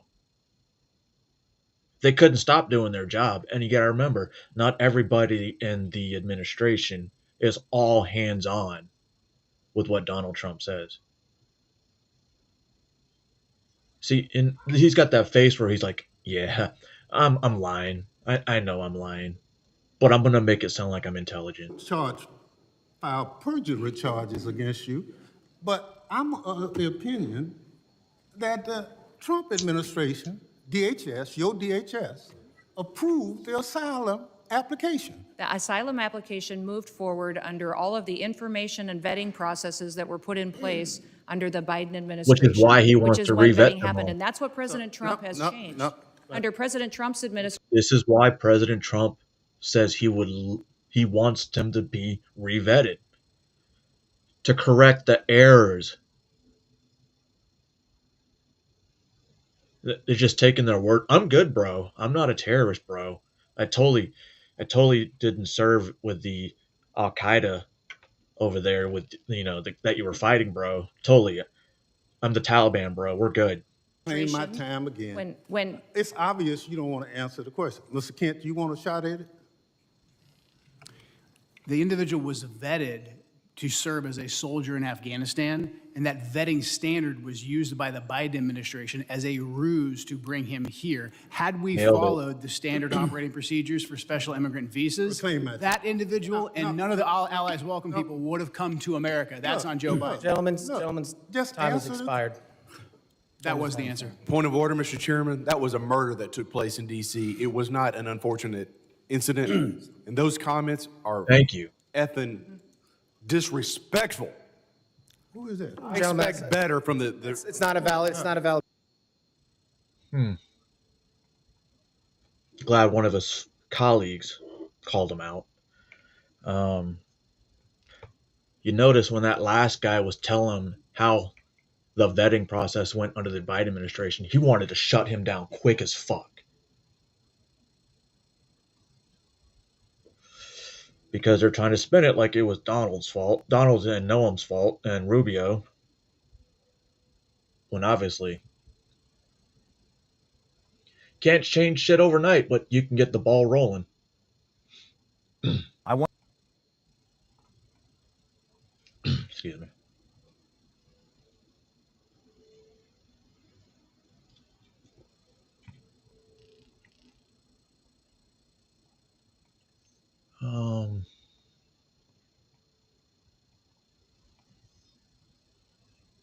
Sorry, I'm doing a little in-person editing, trying to figure out if I really want to show some of these videos. Give me a second. Okay, I need to take her off. I don't want to listen to her guys. Let's put Noam again. All right. Gentlemen's time expired. I now recognize the gentleman from Michigan, Mr. Tanadar, for 5 minutes of questions. Please remember to stick to the 5 minutes. Yo, bro. Listen to this fucking congressman. The motherfucker can't even speak English right. He can't even speak English. And he's a fucking representative. You think I'm joking? Or you think I'm lying? Get ready for this. Thank you, Chairman Garbarino and Ranking Member Thompson, for having this hearing today. I know the American people. What did the state do? Outsource their congressman? Right? Fuck it. Go get one from India. Have been demanding answers from this administration on their unlawful actions. So I hope we are able to get some useful answers from our witnesses today. Nice eyebrows, faggot. Secretary You draw those Noam, on. this past May, I asked you during a congressional hearing if it was the policy of DHS to follow orders issued by federal courts. You said on the record, and I'm quoting here, we are following all federal orders. End of your quote. Secretary Noam, you lied to me under oath that day. You lied to the American people, and you have betrayed the trust placed upon you in your role as Secretary of Homeland Security. You defied federal court orders when you refused to order the deportation flights to El Salvador in March to turn around. Federal courts have also found your department to have violated federal injunctions in your continue to send non-citizens on deportation flights. We're sending non-citizens on deportation flights? No shit. No shit. With some courts having called your orders unlawful. Secretary Noam. What did the Supreme Court say? Did this motherfucker just soak up his fucking spit? Some courts having called your orders unlawful. Secretary Noam, I just have 3 questions for you. 1, why did you lie under oath by saying DHS was following all federal court orders when they clearly were not? Well, you should pull up USC code. USC. I think it's like 18, or is it 10? My mind is not. There's so much shit I try to remember right now. I'm just brain dumping. Question 2. Let me finish my questions. Because there's something Question about 2, this one I why really did want you to get into. mislead the American people when you said that no American citizens have been arrested or detained by federal immigration agents? And my last question, number 3, Donald Trump said that your ICE agents haven't gone far enough. Do you think terrorizing American citizens and assaulting peaceful protesters isn't far enough? Congressman, the Department of Homeland Security and this administration complies with all federal court orders. We always have and we always will. Not true. And we will continue to appeal. And sir, I will even tell you that at the highest court, at the Supreme Court, the Department of Homeland Security in our litigation has an over 90% success rate in winning at the highest court in our battle against activist judges across this country. Madam Secretary, we will continue to appeal. And then when it gets to the highest court and we get a decision, it is proven that we are right, that we have been compliant. I will also say, Madam Secretary, let me. Do you want me to answer your questions or not? I do, but let me. You haven't been telling us the truth. Look, there have been at least 170 known cases of citizens being arrested or detained by federal immigration. Now, ask yourself, Mr. I don't know his fucking name. Tell me, what was he saying? Agencies of citizens being arrested or detained. Oh, yeah. Arrested and detained. Okay? People get arrested and detained all the fucking time in this country. I've been arrested and detained. So should I blame it on racism? I think so. By federal immigration agents this year alone. This is the truth.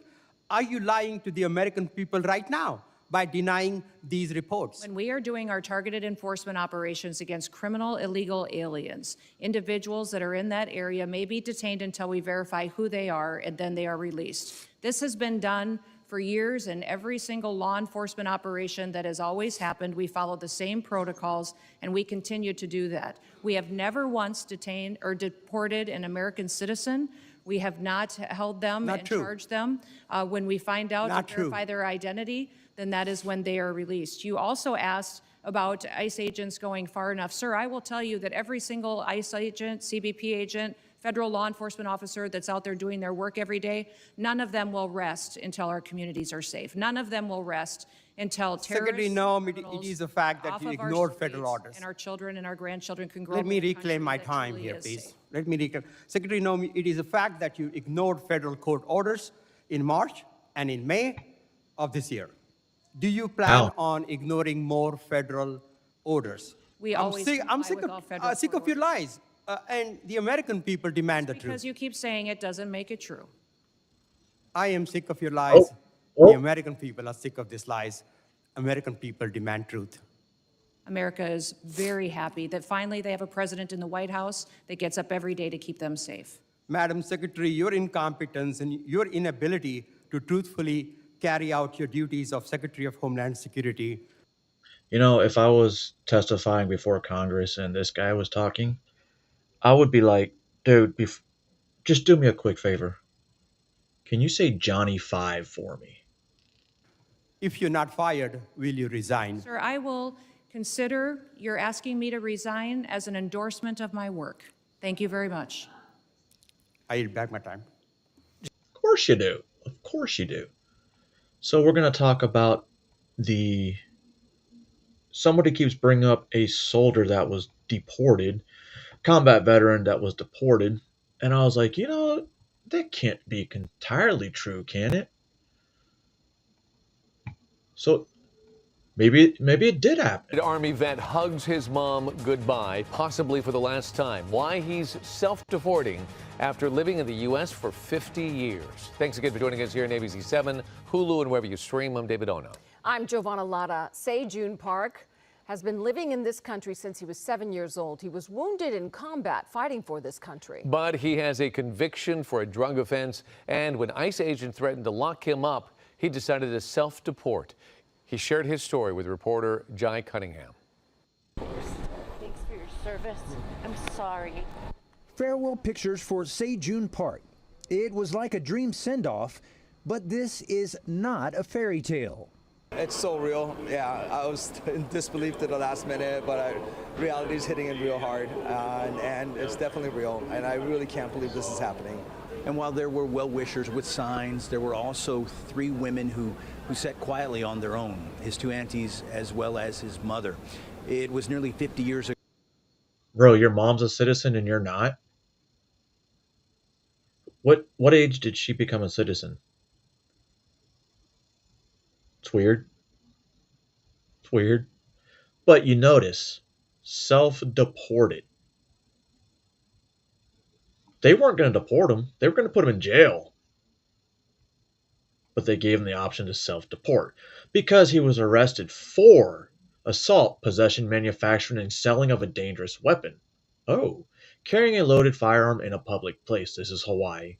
Criminal possession of a controlled substance, specifically linked to crack cocaine. As a veteran, a lot of times you get held to a higher standard because you should know better.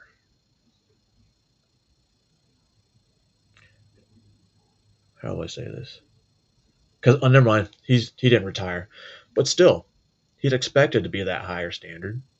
And, well, the thing is, if he's self-deported, that means he's still going to get his disability and all that stuff. His VA disability and all that. He's still going to get it. He'll just get it in South Korea, which there are VA hospitals. He'll be allowed on post because he's a veteran. So is it really that bad for him? I mean, granted, he's going from a tropical island to... Well, it depends where you're at in Korea. For the most parts, it sucks in the spring and summer. It smells terrible, especially when you have to run through them for PT. Like, not through the actual patties, but the roads that go around the patties. Oh my God, it smells so terrible. Let me get back to the regular program.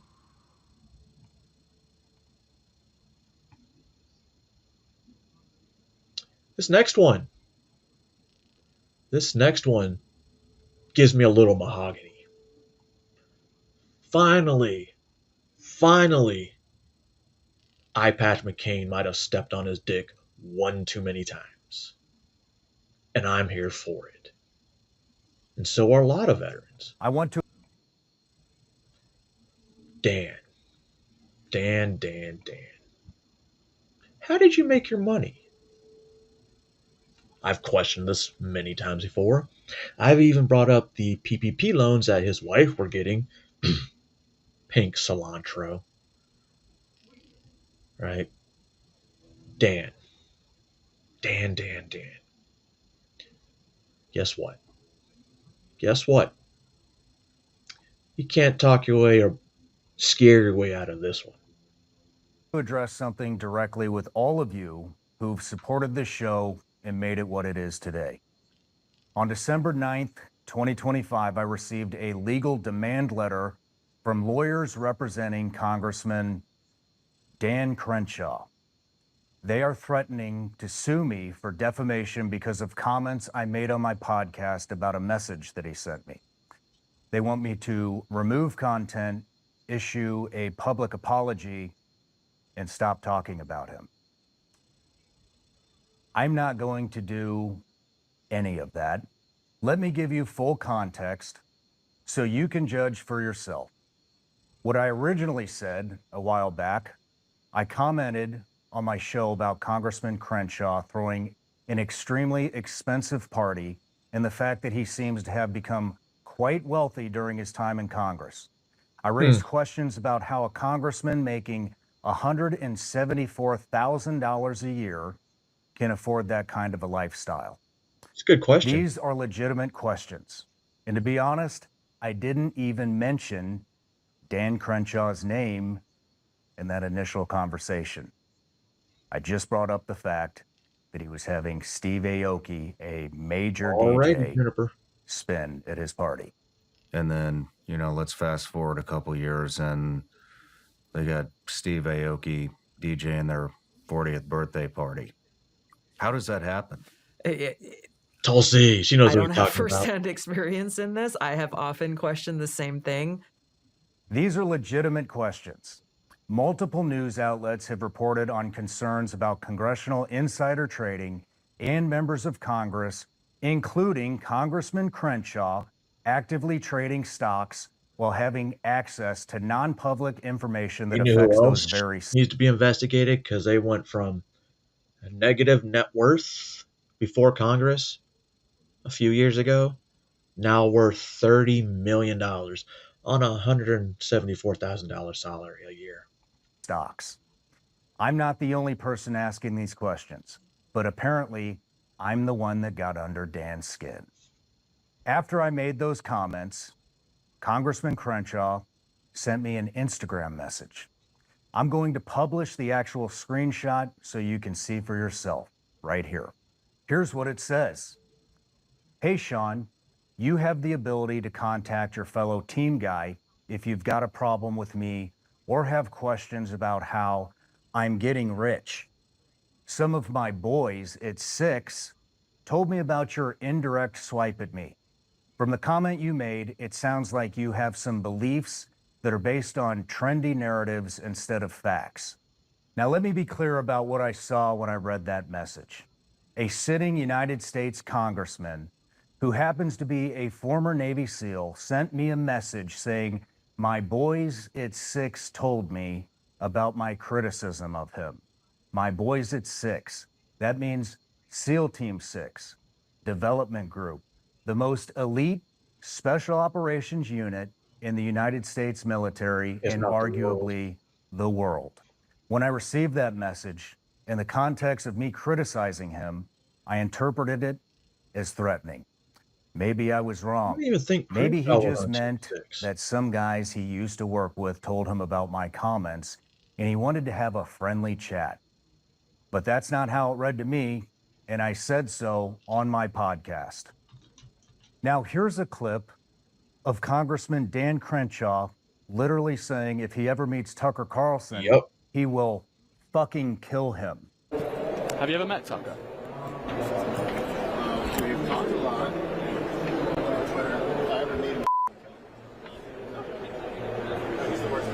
So I'm just curious, what would you think if Congressman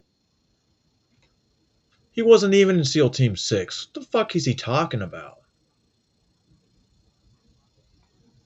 Dan Crenshaw sent you a message saying his boys at 6 after he threatened to kill Tucker Carlson?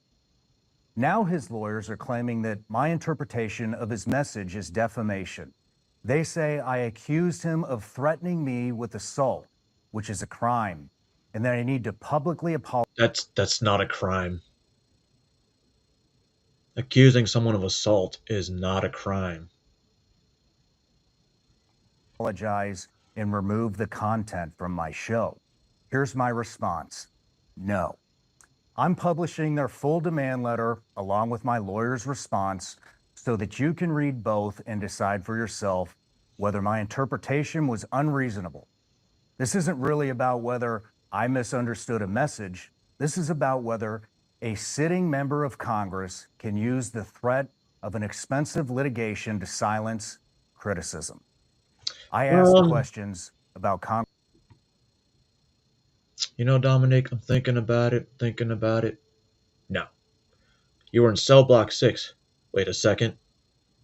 I think I may know your prison guard. I know who was your prison guard now. That makes sense. Congressman Crenshaw's wealth. Those questions are fair game. Were you the one He is a public that got him hurt? Are you the one that shot him in the leg? Dominic, you shot your prison guard in the leg, didn't you? official. He makes decisions that affect all of us. He trades stocks while having access to classified and non-public information. The public has a right to ask how he's getting rich while he's in office. Instead of answering those questions, he sent me a message that referenced SEAL Team 6. And when I said that message felt threatening, he lawyered up and demanded I apologize and shut up. And I won't. Why would you do that, Dan? Now, what's going to happen next? If Congressman Crenshaw wants to sue me, here it he is. can. My lawyers are ready, and if he does, we're going to use the discovery process to get answers to all the questions I originally asked. Questions about his finances and how he affords the lifestyle he's living on a congressional salary. I suspect that's the last thing Dan actually wants. But here's what I think is really going on. Congressman Dan thought he could intimidate me into silence. He thought a legal threat would make me back down. But unfortunately, Dan, you're wrong. I'm a veteran. I've been in combat too. I've faced actual threats. A demand letter from a DC law firm, unfortunately, does not scare me. So let me clarify my position for the record. Congressman Crenshaw sent me a message that said, my boys at 6 told me about my criticism of him. I interpreted that as threatening. Maybe he didn't intend it that way. Maybe he's just really bad at communication. But when a congressman invokes elite special operations forces into a message to someone who's criticizing him, that person is allowed to find it threatening. And you know what? I still want answers to my original questions. How has Congressman Crenshaw accumulated significant wealth while serving in Congress? What stocks has he traded and when? I've wanted to know. Did he have access to non-public information? Look at all these congressmen that went in with nothing and they're millionaires, right? Bernie Sanders, I wrote a book. That's cool. That made you a millionaire? That affected those trades. How did he afford that expensive party? These are questions every American should be asking about every member of Congress. Nailed it. The fact that Congressman Crenshaw's response is to threaten litigation rather than provide answers. Two of the two Republicans I pretty much really hated were both Navy SEALs. One wore an eye patch. One wears an eye patch. They're both named McCain. I fucked that up. One's name is McCain, and the other's name is Eye Patch McCain, so they could be related. No? I mean, Luttrell's in Congress, though. Not everything you need to know. To my audience, I'm publishing everything. The original message, the demand letter, my lawyer's response, because I believe in transparency. It's both on his You've Facebook made this show page what and it the is. X. You deserve to see all the facts and make your own judgment. If you think I misinterpreted the message, that's fine. Reasonable people can disagree. Cyclops? But I don't think my interpretation... I get it. Cyclops, Zionist. Oh, wait, I'm not monetized. ...was unreasonable. And I'm certainly not... Roots, I was trying to make it a Jew-free day, which I failed, obviously, earlier. But damn, I was doing so good. So good. Going to apologize for asking legitimate questions about a public official's finances.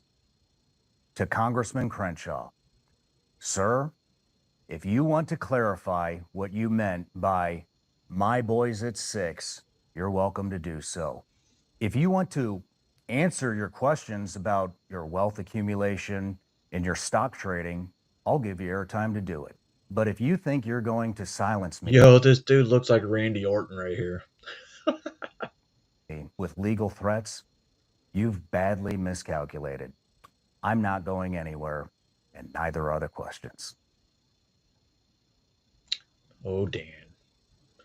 Dan. Can't wait for this shit to go down. Can't wait for it. I need to go check if Dan's responded to this guy yet. You know, I got... Who is it? Oh, what's his name? Who's that fucking retard that went down to El Salvador? Van Hollen? They blocked me from his X page. That's weird. I didn't know congressmen could block people. Anyway. It's little things I was watching the past couple days. Well, a week and a half, really. Like I said, I cut it down from 39 to 18. And then I cut it down to 16 because now I've already come close to the time limit I was really planning to do today. And, wait. I'm going to put you guys on hold for a second. Don't leave yet. Oh, Jameson. No.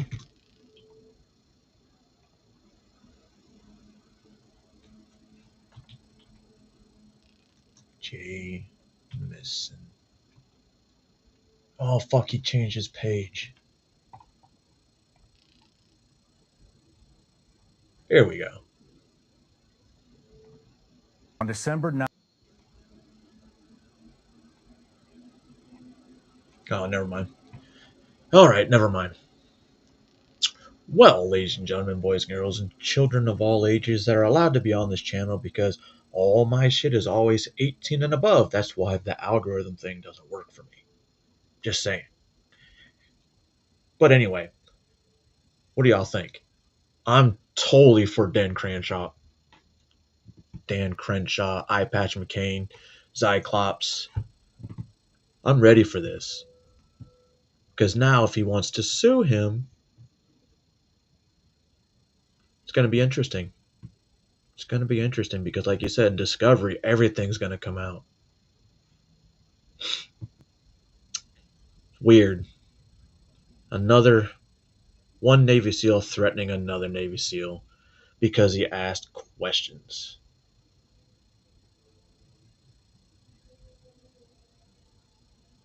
Relax, Dominique. I have no idea what you meant by that, but all right. I mean, hold on. Wait, ready? Is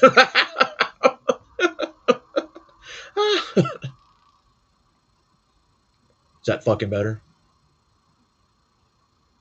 Anyway, ladies and gentlemen, hope y'all enjoyed some of the shit that I was able to put together today. I don't know. Now back to your regularly scheduled programs. And what is today? Today's Tuesday. I won't be streaming again on Sunday because I'm going to a football game. Bro, let me tell you. I'm not going to be able to see Patrick Mahomes play. I'm not going to see Patrick Mahomes play because that son of a bitch got injured a week before he came to Nashville. You motherfucker. Now I get to basically watch a scrub match. Anyway, ladies and gentlemen, I hope y'all enjoyed what I have for you today. And I'm not telling you how to think. Because, well, that's retarded, but most of you already think this way, so it makes it so much easier. So much. Is it an earthquake? No. So much easier. But I am telling you to think. It's crazy. Crazy, right? Oh, forgot how to do this stuff.